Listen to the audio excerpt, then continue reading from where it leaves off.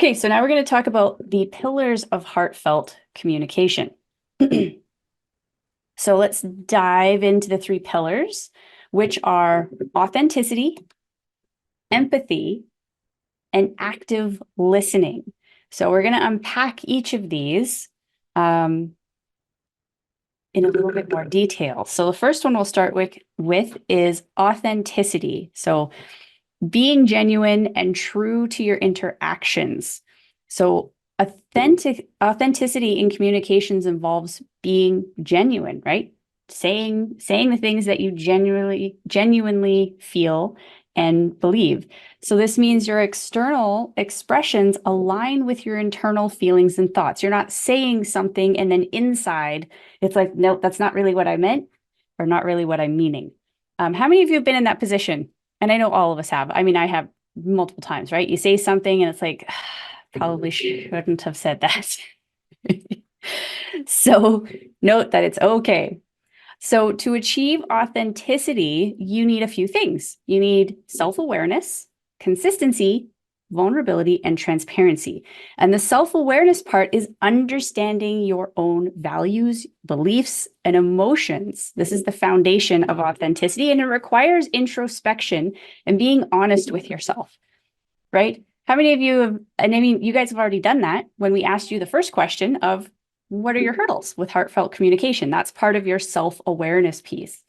And it's not to say that, there's pieces of this where all of us are going to fall short in some way, shape, or form. It's not a bad thing. It gives us a place to grow and to work on. So self-awareness is critical. That's the first part into moving these forward. Then the consistency. So being consistent with your words and actions builds credibility and trust, right? It's kind of like if you're training a dog, if you're giving it the commands, consistent commands with consistent reward or non-reward, depending on what you want, they pick it up a lot easier, right? They trust you. Then they're like, Phyllis is my alpha. I can trust her. She's going to give me clear, concise commands. It's the same thing with how we present ourselves to our audience. If we're consistent in our message, if we're consistent in what we bring, then we build that trust. It reassures others that you're dependable and your messages are genuine. Then we have the vulnerability. So showing vulnerability by sharing personal experiences and admitting mistakes can deepen connections. It makes you relatable and approachable, right? Have you ever, raise your hand or let me know in the chat, have you ever met somebody who just, it's kind of like they never admit when there's a mistake and it's really hard to connect with them on just a personal level, right? It's kind of like you always feel inferior, and that's not what we want. We want to be on the same level with people. So showing those vulnerable pieces, showing those struggles as you're going through your journey to the point that you're comfortable. It doesn't mean you have to like lay out all the dirty laundry, but a few things here and there just to help build that humanness in you so people can trust you and lean in, creates a safer space for them. And it also creates one for you. And then transparency. So communicating openly without hidden motives or messages, this reinforces your authenticity, right? This means being clear about your intentions and expectations. So when you're talking to someone, it's not like you're trying to, lure them into a dark cave, so to speak. It's like, hey, this is what we're going to do.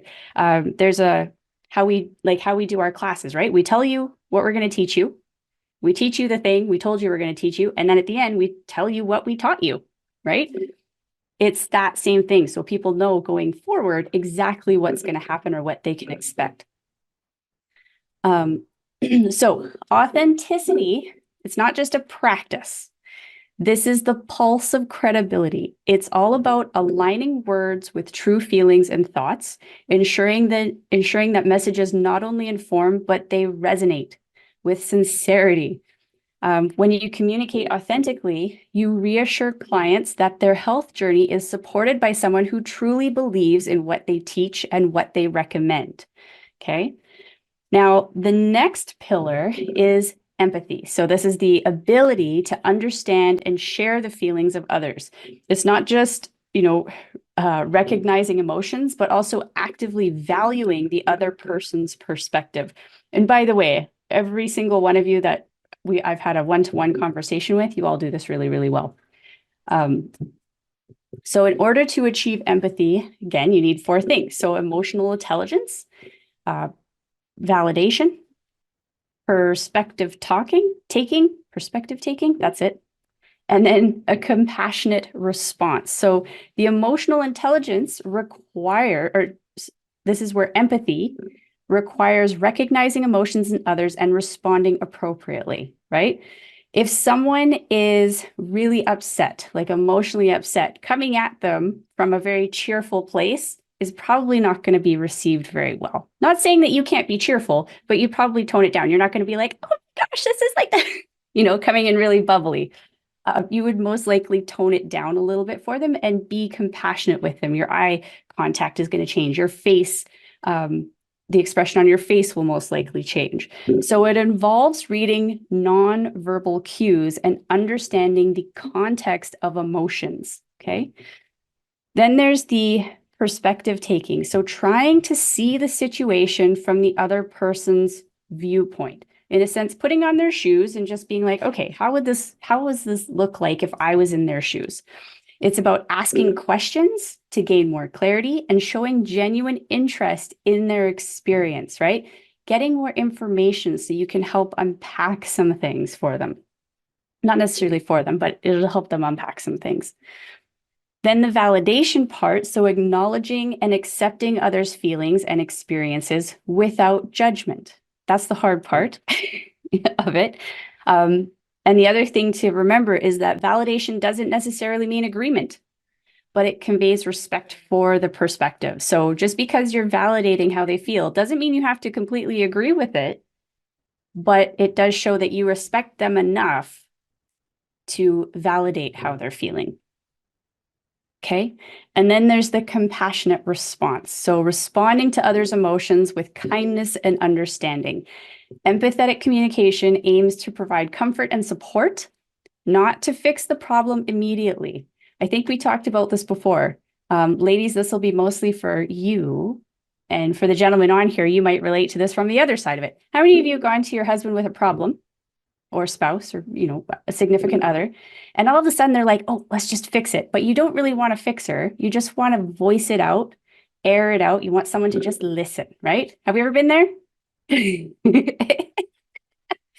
Right?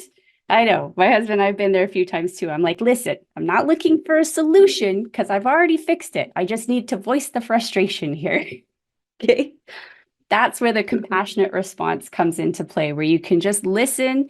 And at the end, you can always ask, hey, are you looking for a solution or do you want a listening ear? But we all know that.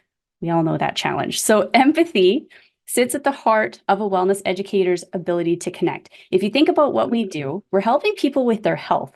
Sometimes it has to do with something serious with their health. Sometimes it has to do with something like weight loss. And all of those have a very deep emotion rooted in for that person, especially if they've been struggling with it for a while. So being able to be empathetic to what's been going on is so important in what we do. And by understanding and sharing the emotional experiences of their clients, you can navigate the personal nuances of health and wellness. It's tricky, right? You have somebody who's maybe struggled with skin issues for years, right? They're, in their 30s and they're struggling with acne. There's embarrassment that's going to be part of that. There's a little bit of shame. There's going to be some frustration. So being able to understand that and help navigate through that with them while allowing them to voice those things. Educators with this empathetic approach are seen not just as advisors, but allies in their clients' wellness journey, which leads to deeper engagement where clients feel genuinely cared for. They feel like you're a safe space to talk to and to share this stuff, and ultimately driving the success of your purpose, which is your advocacy. Okay. And then lastly, we have the active listening. So active listening involves fully concentrating on what is being said rather than passively hearing the message. And if you are somebody like me who has a really hard time sometimes keeping, especially if you're in a busy place trying to listen, I experienced this last night. It was quite funny. Eye contact is critical. And sometimes even if I can do something tactile, like hold on to something to keep me here, that helps if you're one of those squirrel brains or goldfish brains. If you've ever done positive intelligence, the tactile works really well. So the active listening is about understanding, engaging, and responding to the speaker in a way that values their message. And the foundations of active listening are full attention.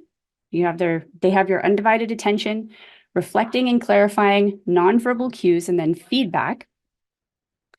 And the full attention, so giving the speaker your undivided attention, avoiding distractions, making eye contact. Again, if you have to do something tactile to keep your brain here, this means being present in the conversation. And I'd love to hear, how many of you here struggle with a little bit of the distractor? Like if you're in a busy setting and there's lots going on. Okay. Do you have any tricks that you use to help keep you engaged with the person you're talking with, rather than like, look at the Flames just scored a goal. You're not sure what the Flames are, it's the Calgary hockey team. And you can share it in the chat. If you're somebody who struggles with that, share something. If you found a little tactic to help you get through that, what is it? Whether it's tactile, or maybe you have something that you focus on their face, whether it's their eyes. If you're somebody who struggles with eye contact, maybe you're focusing more on their nose or the center of their forehead, something like that. The reflecting and clarifying. So this is where summarizing what's being said to ensure understanding, and then asking clarifying questions. What this does is this shows you're engaged and you seek to fully understand where the person's coming from and what is actually being said, right? Have you ever had a conversation where someone tells you something, you repeat it back to them, and they're like, that's not quite it, right? There's something missing in there. And maybe it's happened with you, right? Where you've said something to someone else and they're like, well, is it this? Well, it's not quite. So you got to go through a reclarification process, right? And that's really important in really understanding the root of where this person's coming from. And then there's the nonverbal cues. So for all of my body language watchers, using body language, such as a nod, smiling, leaning forward to show interest, and encouraging the speaker to continue, can show that they have your full attention.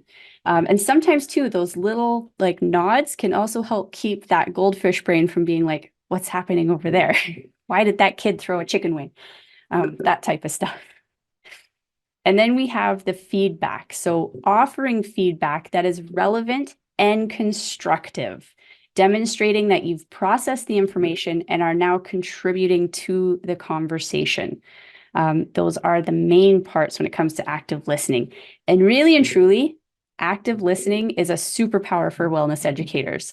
It transforms conversations from one-sided lectures to dynamic exchanges that can pivot the direction of a client's health journey. By fully concentrating on what the clients say, educators can respond thoughtfully, tailoring their guidance to the specific context of each individual's needs and challenges. Because as we all know, everybody's a little different, right? There's not a one-size-fits-all approach to wellness. And so we need to be able to hear and really listen to what's going on in their life so we can help tailor their wellness journey to fit their lifestyle and what's going on. And this attentive presence shows clients that their voice matters. You're validating them. Honestly, most people just want someone to really listen and hear what's going on. And you're validating their experiences and then also making them feel valued. So together, these three pillars form the basis of heartfelt communication. And when practiced effectively, they enable deeper connections, they foster trust, and create a supportive environment and understanding communication environment as well.